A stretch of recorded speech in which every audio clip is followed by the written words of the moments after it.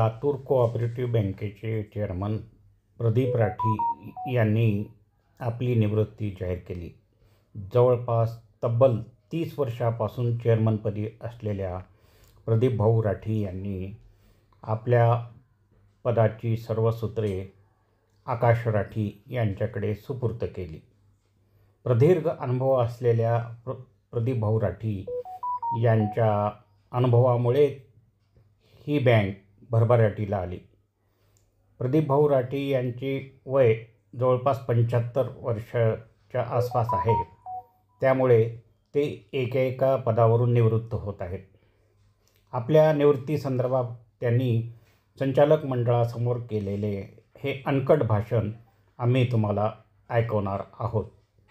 प्रदीप भाऊ राठी यांच्या निवृत्तीच्या क्षणामुळे सर्व संचालक मंडळ अक्षरशः स्तब्ध झाले होते आणि अत्यंत भावपूर्ण वातावरणामध्ये त्यांना यावेळी निरोप देण्यात आला. सर्व संचालकाचे, सर्व कर्मचाऱ्यांचे, सर्व सभासदांचे मनपूर्वक आभार मानतो. 1995 साली ह्या बँकेची सुरुवात त्या काळातले देशाचे फायनान्स मिनिस्टर आणि भूतपूर्व प्रधानमंत्री माननीय डॉक्टर मनमोहन सिंग यांच्या हस्ते झाली. एक आपली ऐतिहासिक घटना आहे. आणि लोकसभेचे स्पीकर त्या काळातले आदरणीय शिवराज पाटील साहेब ते अध्यक्ष होते. त्याच्यानंतरच्या सगळ्या ब्रँचेसला विलासरावजी, अशोकराव, अनेक मुख्यमंत्री, अनेक गव्हर्नर्स यांच्याद्वारे करून पूर्ण महाराष्ट्रभर आपण शाखा केल्या. आपल्या सगळ्यांच्यामुळं पूर्ण देशामध्ये बिनविरोध सगळ्यात जास्त काळ चेअरमन राहण्याचा मान मला मिळाला. आता वयाची 75 वर्ष पूर्ण झाल्यानंतर मग मी निर्णय घेतला की सगळ्यात प्रमुख जबाबदारी जिथं जिथं मी आहे, प्रमुख जबाबदाऱ्यातून मुक्त व्हायचं आणि त्या पद्धतीनं केलं. आपल्या बँकेला आजपर्यंत जसं चालवलेलं आहे आपल्या त्या पद्धतीनं काटेकोरपणाने वागलं पाहिजे. सगळ्यात आधी काय करायचं त्याच्यापेक्षा आपल्याला काय करायचं नाही हे आधी ठरवलं पाहिजे. पारदर्शक कारभार पाहिजे. पूर्ण 30 वर्षाच्या काळामध्ये सगळ्या ब्रँचेसला मिळून कुणी असं सांगू शकत नाही, लोन देताना असो, सामानाच्या खरेदीत असो, कर्मचारी भरतीमध्ये असो, की बँकेचे जे जबाबदार संचालक आहेत किंवा कर्मचारी आहेत, अधिकारी आहेत, त्यांनी कुणी आपला आर्थिक इंटरेस्ट ठेवला आहे असं कुठेही झालेलं नाही, याचा मला सार्थ अभिमान आहे. म्हणून बँक चालवणे सोपं नाही. जोपर्यंत तुम्ही पारदर्शक कारभार करणार नाही, तुम्ही जर स्वतःचे संबंध बँकेच्या पैशावर जर जोपासायचं जर म्हटलं तर मात्र बँक चालणं अवघड आहे. खूप कॉम्पिटिशन झालेलं आहे जगामध्ये. सगळीकडे आता डिपॉझिटची चणचण पूर्ण जगाच्या अर्थव्यवस्थेला झालेली आहे. लोक आपले पैसे म्युच्युअल फंडमध्ये, शेअर्समध्ये जास्त गुंतवू लागलेले आहेत. म्हणून पुढच्या काळामध्ये डिपॉझिट मिळवणं हे देखील अतिशय महत्त्वाचं काम राहणार आहे.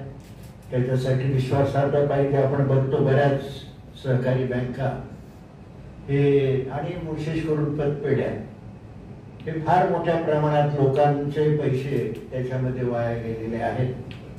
आपल्या बँकेबद्दल विश्वास आहे. आता आपली जी लोनची पद्धत आहे ती आपण आजपर्यंत कुठल्याही बॅलन्स शीटच्या भानगडीत मी तर कधी पडलो नाही. पण दुप्पट, अडीचपट, तिप्पट प्रॉपर्टी आपण टार्गेट केली, मॉर्टगेज केलं. आणि आपल्या सगळ्यांच्या सहकार्यानं मला सांगायला आनंद वाटतो की गेल्या 30 वर्षामध्ये एकही केस आपली कर्ज बुडालेलं आहे. आपलं सगळ्यात महत्वाचं जे काही कर्तव्य असेल तर ज्या जनतेने आपल्याकडे विश्वासानं पैसे ठेवलेले आहेत त्या पैशाचं जतन करणे आपलं पहिलं कर्तव्य आहे. रिकव्हरीच्या बाबतीत पैसे घेताना सगळेच गोड बोलतात, पण रिकव्हरी करताना मात्र पदाधिकाऱ्यांची खरी कसोटी लागते. आता मला आयुष्यात कुणाचे फोन आले नसतील रिकव्हरीसाठी हे तुम्ही कल्पनाही करू शकत नाही, पण आपण डगमगलं न पाहिजे, कायदा सोडून न वागलं पाहिजे. सगळ्यात आधी RBIचे जे काही नियम घालून दिलेले आहेत त्या नियमांना प्राधान्य देऊन त्याचं तंतोतंत पालन केलं पाहिजे.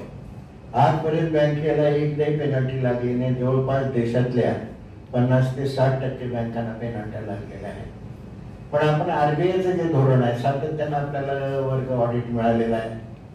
सातत्यानं आपण जवळपास 2 कोटी 2.5 कोटी डिव्हिडंड देत राहिलेलो आहोत. दरवर्षी आपण 5 ते 6 कोटी रुपये इन्कम टॅक्स भरतो. तर ह्या सगळ्या गोष्टी प्लस आहेत. आता येऊन जाऊन आपल्याला 25 लाखाच्या खालचे जे केस करायचे ते जर टार्गेट झालं चांगलं होणार आहे. रिकव्हरीच्या बाबतीत आणि लोन देण्याच्या बाबतीत तर मला साखर कारखाने झाले नवीन, खूप जवळचे लोक होते माझ्या, रोज बसणारे उठणारे, राजकारणात वजन, त्यांनी खूप दबाव टाकला. त्या काळात पैसे सहजासहजी मिळत नव्हते साखर कारखान्याला की तुम्ही साखर कारखान्याला पैसे द्या. अनेक पुढाऱ्यांनी तर म्हणलं, मला असंही सांगितलं की जर तुम्ही पैसे देणार नसलं साखर कारखान्याला तर बँका काढल्यात कशाला. तर मी त्यांना विनम्रपणे सांगितलं मी राजीनामा देतो पण पैसे देऊ शकत नाही. जनतेला आता साखर कारखान्यामध्ये उस्मानाबाद जनता असेल, परळी वैद्यनाथ असेल, या मोठमोठ्या दिग्गज बँका ह्या सगळ्या रसातळाला गेल्या. आणि सहकार क्षेत्रात पैसे देणं म्हणजे एकदा चेअरमन बदलला की मागची थकबाकी कोणी देत नाही, नवीन माणूस आपापली इनिंग चालू करतो. म्हणून आपण जे काही धोरण घेतलेलं आहे कर्जाच्या बाबतीत, लहानात लहान जरी कर्ज असलं तरी आपल्या 5-6 प्रमुख अधिकाऱ्यांच्या सह्या असतात. बैठक लागते. आता बैठकीला तर 1-1, 1.5 दिवस दर आठवड्याला फाईल तयार करायला इन्स्पेक्शनला. म्हणून चुकीचं कर्ज हे आपल्याकडून सहसा व्हायला खूप अवघड आहे. मला महाराष्ट्रात काय देशात कुणाही संचालक मंडळाचं मला आपल्या खरोखर अभिमान वाटतोय की कधीही कुणी ह्याला पैसे द्या म्हणून कधी अट्टास केला नाही. एकदा दिलीप मानेने एका मित्राला द्यायला लावले होते 5 लाख, तो गेला पळून. मी म्हणलं दिलीप माने साहेब तुम्ही पैसे भरा, मला माहित नाही, आपले तुमच्यामुळे मी दिलीप मानेनं भरले पैसे, पण आपलं 3% हे प्री क्लोजिंग चार्जेस घेतो.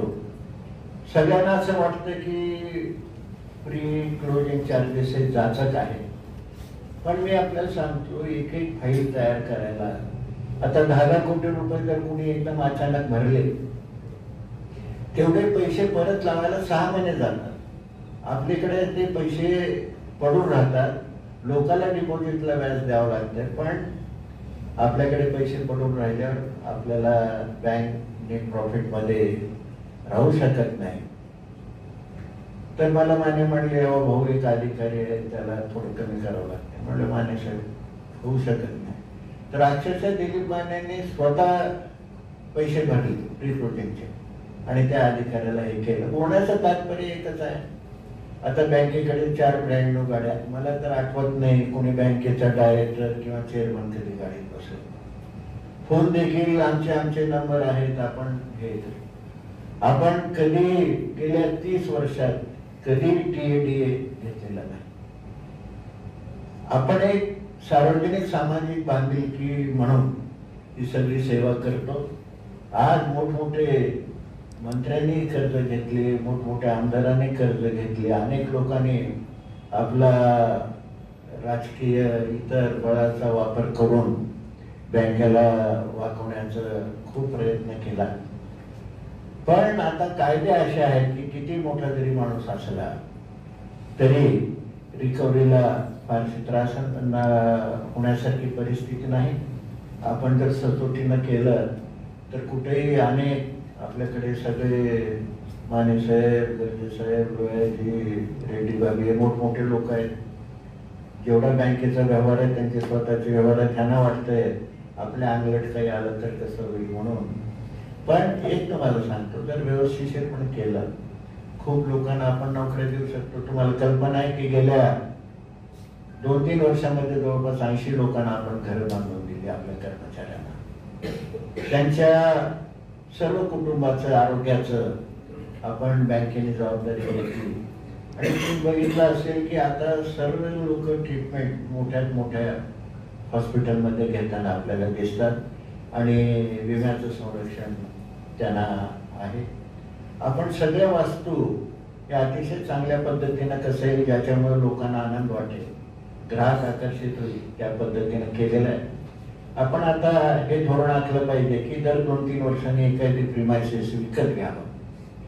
आपण हेड ऑफिस बांधलं, आपल्यासारखं हेड ऑफिस फार कमी बघायला मिळेल अशा पद्धतीनं आपण त्या काळात राजस्थानहून 300 लोक कारागीर आणून एका वर्षामध्ये ही वास्तू पूर्ण केली. आपण कामगार रोडला एक जागा आपण विकत घेतली बँकेने आणि केलंय. आता ह्या वर्षामध्ये माझी आपल्याला विनंती राहणार आहे की आणखी एक जागा औरंगाबादची चालले किंवा अजून कुठं आपल्याला जिथं व्यवस्थिशीर मिळेल एक ब्रँचसाठी जागा आपण घेऊ. दर 2-3 वर्षांनी एक प्रिमायसेस आपण विकत घेतलं पाहिजे. बँकेचा स्वतःचा निधी आता जवळपास 120 कोटीच्या वर झालेला आहे आणि 40 कोटीचा आपण प्रोव्हिजन्स केलेले आहेत. एकूण बँकेचे RBI जे अपेक्षित आहे ते सर्व पॅरामीटर्स आपण खूप चांगल्या पद्धतीनं सांभाळलेले आहे. आपलं जर यावर्षी 40% झालं आणि होईल, खूप प्रयत्न आहे सगळ्यांचा, तर आपली सर्व नॉर्म्स पाळणारी जे काही महाराष्ट्रामध्ये 2-4 बँका असतील त्याच्यामध्ये आपला समावेश होईल.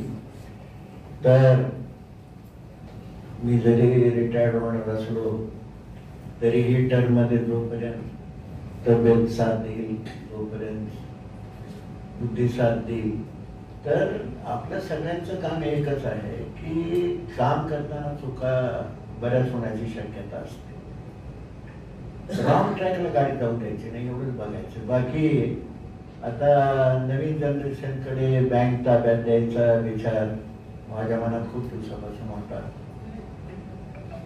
CO अजून नवनीतला आपण CO केलं, CO ला 35 वर्ष वय लागतंय, तर अजून त्याला CO होण्यासाठी अजून 1.5 वर्ष त्याला वेळ आहे. 1 वर्ष झालं का? 1 महिना.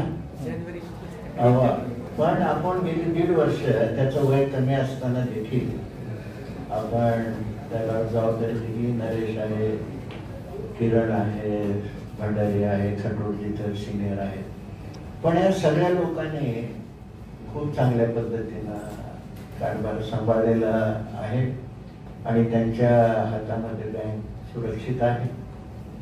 त्यांचं देखील एकच काम आहे, आता नवीन लोकांना आपण जर चेअरमन म्हणून बसवलं, अनुभव नसतं की रॉंग ट्रॅकला जाऊ द्यायचं नाही अधिकाऱ्यांनी. आज कुणी लहानात लहान अधिकारी देखील आपल्याला आज म्हणू शकतो की मी चेअरमन असून, एवढा प्रभावी चेअरमन असून, भाऊ हे जमू शकत नाही, याला आपण देऊ शकत नाही. तिथं थांबलं पाहिजे. पब्लिक मनी आहे. आपण जर 18 करून जर बँकिंग करायला गेलो तर बँकेला फार मोठी किंमत वापरावं लागू शकते. तुम्हाला सांभाळायचं म्हणजे लोनची क्वालिटी, नवीन टेक्नॉलॉजी अवगत करणं हे फार आवश्यक आहे. जर तुम्ही नवीन टेक्नॉलॉजी आता इतकं बदलत चाललेलं आहे धंद्याचं सोडून की हळूहळू हे आपल्या व्यापारामध्ये जे झाडं दुकानं आहेत, खरीददार लोक आहेत, हे सर्व आता बंद होणार आहे. आता कंझ्युमर टू प्रोड्युसर हे डायरेक्ट कारखाने आता माल घेणार जाणार आता हळूहळू ड्रायव्हर लोक देखील गायब होऊन जातील. इतक्या नवीन टेक्नॉलॉजी आली आहे की तुम्ही फिट केले की जाईल त्या ह्याला. पेट्रोल पंप देखील बंद होण्याच्या मार्गावर असतील काही दिवसात. सोलरवर इलेक्ट्रिसिटी जनरेट करायची आणि इलेक्ट्रिसिटीतून गाड्या चालवायच्या. अनेक नवीन नवीन टेक्नॉलॉजी येणार आहे. त्याच्यामुळे धंद्याचं स्वरूप हे जगामध्ये बदलत चाललेलं आहे. इथं आपल्याकडे नोकऱ्या म्हणलं तर सरकारी नोकऱ्या असं एक समीकरण झालेलं आहे. ते अतिशय चुकीचं मला वाटतंय. आपण बघतो की बँकेला स्टाफ पाहिजे तर किती वर्षापासून आपण सातत्याने करतोय, पण सक्षम आणि ट्रेंड असा स्टाफ मिळत नाही. प्रॅक्टिकल अप्रोच नाही. शिक्षणाचा अप्रोच थोडासा प्रॅक्टिकल आपल्या देशामध्ये अजून झाला पाहिजे. एवढंच सांगणं की जे काही आतापर्यंत नियम किंवा शिस्त आपल्या स्वतःला घालून घेतलेली आहे त्या शिस्तीचं तंतोतंत पालन करा. हळूहळू तुम्हाला लोन जोपर्यंत ऑनलाईन होणार नाही तोपर्यंत लहान लोन होणार नाही. लहान लोनला त्याच्यावर आरबीआयचं एक धोरण आहे की अर्बन बँक आहे ते मोठ्या लोनसाठी तुम्ही 2 मोठे लोन कराल आणि निवांत बसाल व्याज खात, तर ते बँकेला आरबीआयला हे मान्य नाही. आणि म्हणून त्यांनी ही अट सगळ्या कोऑपरेटिव्ह बँकेला घातलेली. आपल्याला तर विशेष अडचण आहे. आपण लहान ठिकाणी बँका काढल्या नाहीत, मोठमोठ्या सिटीला बँका काढल्या आहेत. त्याच्यामुळे येणारे डिपॉझिट मोठे, मागणारे लोन मोठे. 25 लाखात तर आता लातूरला कुठलं फ्लॅट किंवा घर येत नाही, तर पुणे मुंबई सारख्या ठिकाणाहून खूप आपल्याला स्ट्रगल करावं लागणार आहे. पण हळूहळू ह्याच्यातून मार्ग निघेल. तर आपल्याला हे सांगणं, कर्मचाऱ्याकडे लक्ष ठेवा. पिगमी एजंट आपले आहेत, कर्मचारी हे कुटुंबाचा आपला घटक आहे. आपण बँकेचे संचालक हे फक्त धोरण ठरवतो, पण ऍक्च्युअली बँक मोठी करण्यामध्ये, बँकेचं नावलौकिक करण्यामध्ये, कर्मचाऱ्याची वागणूक, तुम्ही देणारी सर्व्हिस ही अतिशय महत्वाची अशी गोष्ट आहे. आपण नीटनेटकेपणा राहणं, सगळ्याला सन्मानानं वागणूक देणं हे सातत्यानं तुम्ही लोकांनी पाळलं पाहिजे. नवीन पिढीकडून आम्हाला हीच अपेक्षा राहणार आहे. कुठल्याही मोहमायाला बळी पडू नका. तुम्ही सगळे जवळपास सगळे संपन्न लोक आहात. लोक खूप अडचणीतून जात असताना तुम्हाला देवाने आशीर्वाद दिलेला समाधान माना. नाही त्या संपत्ती गोळा करण्याच्या नादामध्ये राहू नका. आपल्या गरजा मर्यादित करा आणि चांगल्या पद्धतीनं बँक चालवा. बँक चालवण्याचा अनेक लोक म्हणतात कशामुळे तुम्ही हे खटाटोप करतो, पण बँकेच्या कामाबरोबर चॅरिटी देखील थोडंसं तुम्ही दुर्लक्ष करून चालणार नाही. अन्नसेवेला फार महत्व आहे. त्याच्यातून बरकत येते. आपल्या शववाहिनी आपण शवगाडी सुरू केली असते नाही करत कैलासरात. 36,000 डेड बॉडीज विनामूल्य आतापर्यंत आपण कॅरी केलेल्या आहेत. आपण अन्नसेवा लोणीला असो जवळपास 1 लाख लोकांची आपण सेवा करतो. वर्षातून 10-5 वेळेस आपण आपले प्रमुख लोक यावेळी दिवाळी पहाटचा केला. अष्टविनायक सर्व उभा करण्यामध्ये बँकेचा देखील अतिशय महत्वाचा सहभाग आहे. तर सगळ्याला धार्मिक ह्याच्यात आपल्याला म्हणायचं नाही, पण एक चांगले संस्कार धर्माच्या द्वारे करणार त्या सगळ्याला आपण राजकीय मान्यता सगळेजण आपण त्याला संरक्षण द्यायचं पाहिजे. आवडायला तर मी जास्त हे बोलत नाही. सगळ्यांना पुन्हा सर्व आपले सभासद, सर्व नागरिक, संचालक मंडळ, कर्मचारी या सगळ्यांनी गेली 30 वर्ष जे चेअरमन म्हणून मला काम करण्याची संधी दिली, मी अतिशय समाधानी आहे. पुढच्या पिढीकडून हीच अपेक्षा आहे की त्यांनी जी काही आपण संकल्प केलेला आहे त्या संकल्पाला आणखी मोठ्या प्रमाणात जनतेच्या सेवेसाठी आपण सामोरं जावं करावी. पैसा फक्त कमवणं हा जीवनाचा उद्देश राहू शकत नाही, तर आपण लोकांच्यासाठी काय काय करतो याला खूप महत्त्व आहे जीवनामध्ये. तर तुम्हाला पुढील भावी काळासाठी मी सर्वांना खूप खूप शुभेच्छा देतो आणि अपेक्षा करतो की ज्या काही अपेक्षा लोकांच्या आपल्याकडून आहेत त्या आपण पूर्ण कराल अशी मनापासून माझी खात्री आहे. आपल्या सगळ्यांचं मनापूर्वक